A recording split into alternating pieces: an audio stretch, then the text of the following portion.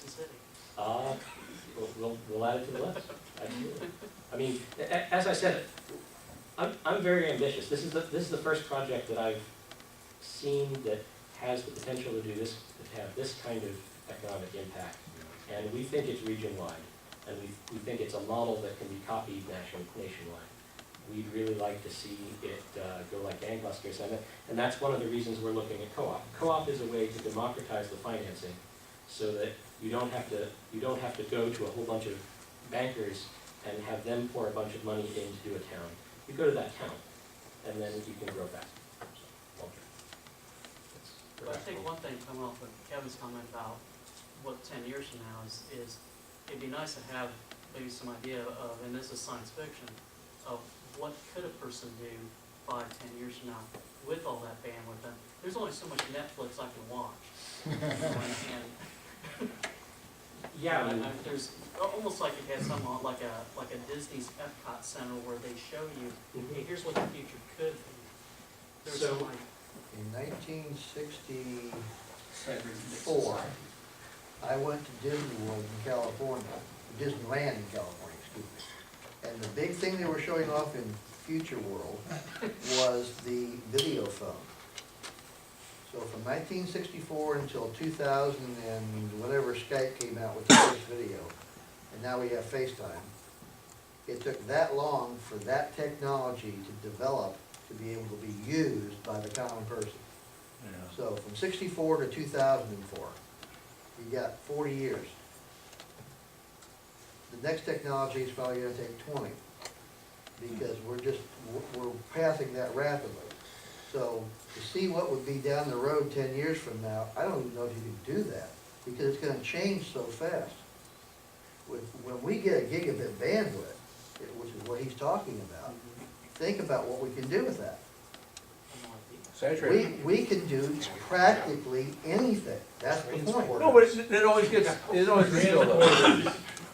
It really is the point. You could have anything that you want immediately accessed online. You wanna look up something in the Library of Congress, you've got it now.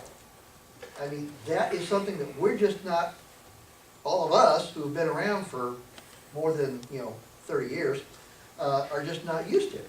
It makes sense, but as long as I've been using things called internet or ARPANET or whatever, no matter how much bandwidth you've got, you always want more. Exactly.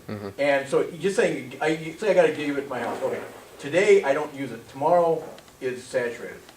And he says he can only so much Netflix. You married? yes, sir. You got kids? Yes, sir. How about a 4K feed to each individual person in your your family, and somebody's trying to download updates to an operating system?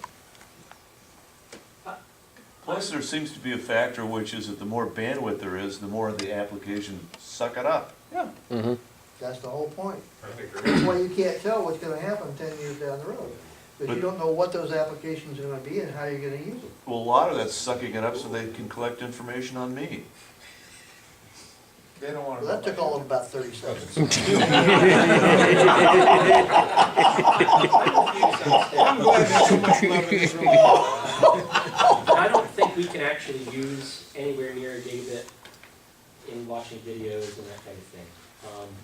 The only thing that seems to be able to max that out and seems to be growing, a growing trend, is having data that's spread out in multiple places. So like right now you may use Dropbox, and it takes a couple seconds to sync when you create a file. As the file sizes grow, it takes a lot longer. That's something that goes down in the gigabit world. Our eyes actually only have a certain number of pixels, so you can't go much beyond 4K and still care. You can go to 3D. You can go to multiple perspectives in 3D, so each person in the room sees a different movie. But that's a lot more work for the movie makers, so I don't know that we're gonna go there. But having everything that you want cached near you is something that it can use a lot of bandwidth. I mean, imagine if you have that tied to your phone, so that as you walk through town, that cache follows you, or drive through town, that cache follows you, so that because you always want more bandwidth right now, because we don't have a lot of it, But what you really need is lower latency to your data. Yep. If you right now wanted a large file off your home computer, that latency would be hours. With higher speed connectivity, you can start pressing that latency down. You can never have, and the theoretical limit is the speed of light, right? So if you're trying to get that latency down to a point where speed of light becomes a limitation, then you have to get that data closer to you. And that's why I think that that's the killer feature that is going to start becoming critical. Yeah. Oh, so basically like was it the Google or the Chromebooks? Mhm. Basically are dumb terminals. Yep. So when you start doing swapping to the cloud Mhm. or paging in from there, that's else. I mean, they're trying to figure out local memory bandwidth isn't fast enough now. Well, and So you can saturate that easily. going back to Rich's thing about 40 years and then 20 years. 20 years ago, at Boeing, they wrote a paper about swapping to the local area network. It's one of the things you read if you get a computer science education. Because they found that they had better performance swapping to the network. In other words, swapping to some other computer's unused RAM than swapping to disk. And they were able to expand on that to a point where computers could fail and they could bring another computer up in the same swap state as the computer that failed.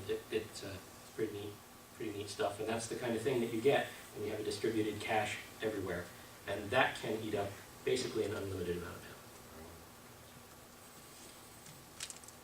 power. It'll be hard to put that in Epcot Center though. It's not that sexy a term, right?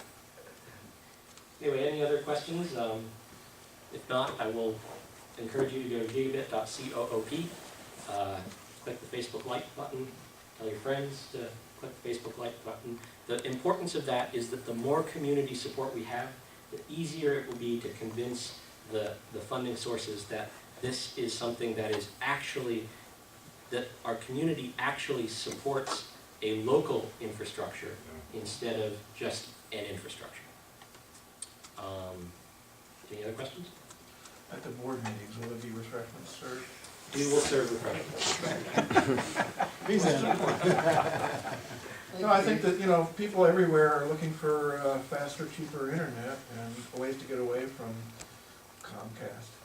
And, you know, I think that we're probably striking at the right time. Cool. Yeah.